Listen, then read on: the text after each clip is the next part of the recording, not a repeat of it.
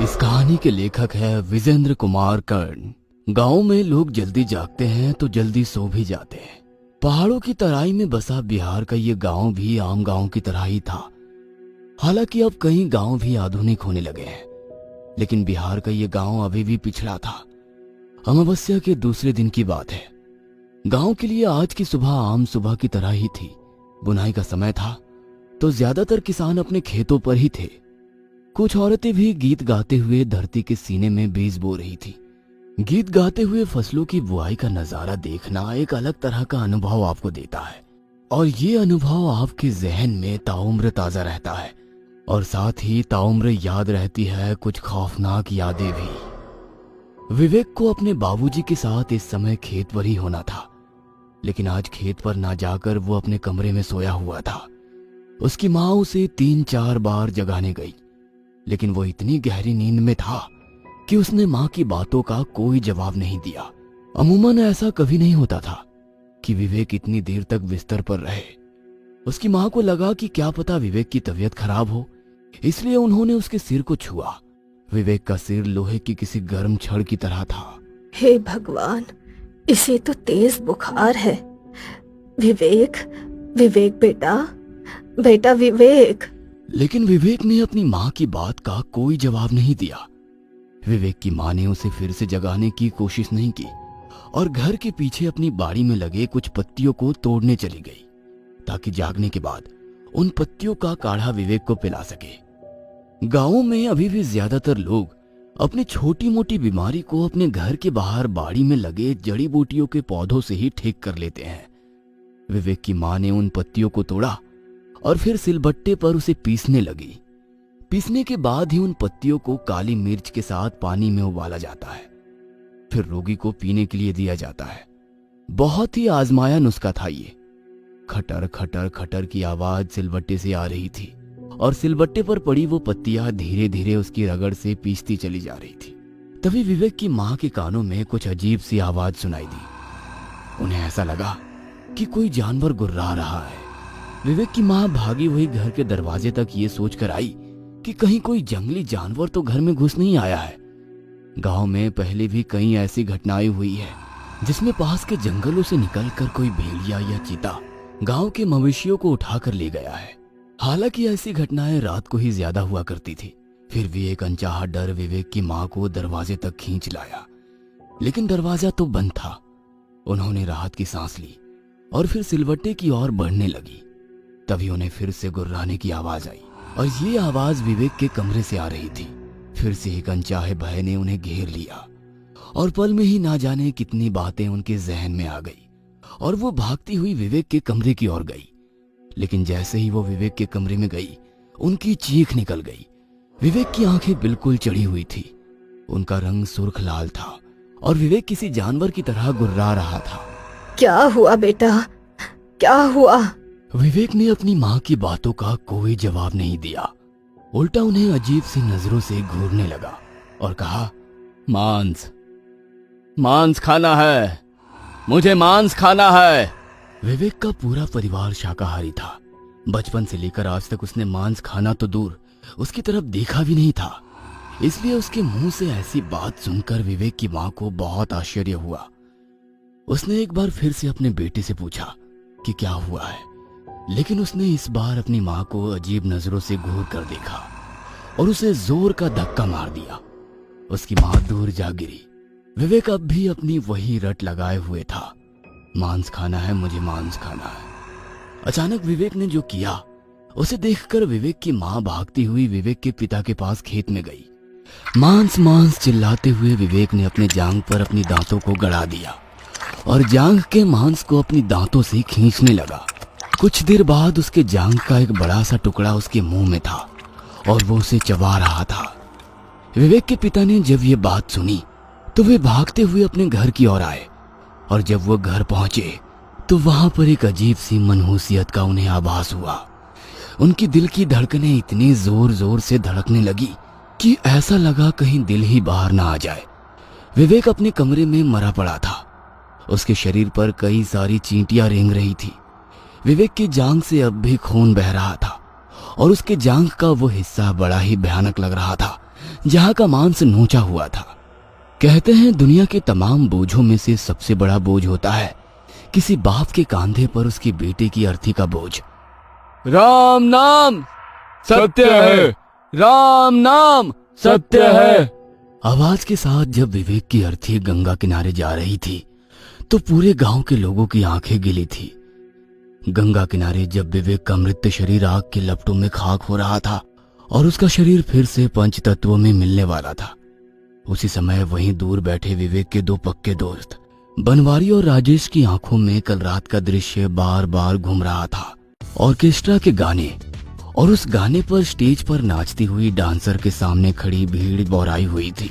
विवेक, बनवारी और राजेश ने कभी ऑर्केस्ट्रा नहीं देखा था, केवल उसके बारे में सुना था, इसलिए वे तीनों भी उस ऑर्केस्ट्रा में पूरी जान लगाकर शोर मचा रहे थे। लेकिन उन तीनों को एक डर ये भी था कि उनके घर वालों को उनके ऑर्केस्ट्रा देखने की बात पता लगी तो उनकी जम के मरम्मत भी हो सकती है। इसलिए उन्होंने किसी को भी पास के गांव में हो रहे ऑर्केस्ट्रा के बारे में नहीं बताया था। रात के लगभग 2 बजे संगीत का शोर थमा और वे सभी अपने गांव की ओर लौटने लगे। अमावस्या होने के कारण अंधेरा काफी घना था। राजेश के पास एक मोबाइल थी, उसी की रोशनी में वे आगे बढ़ रहे थे। रात में सांप बिच्छू के निकलने का डर भी बना रहता है, इसलिए वो धीरे धीरे और बहुत ही सावधानी से खेत की पागडंडी के बीच से गुजर रहे थे। एगो बात बोले बनवारी, आज हमारा गधा का जन्म छूट गया। आज हमने भी ऑर्केस्ट्रा देख लिया रे।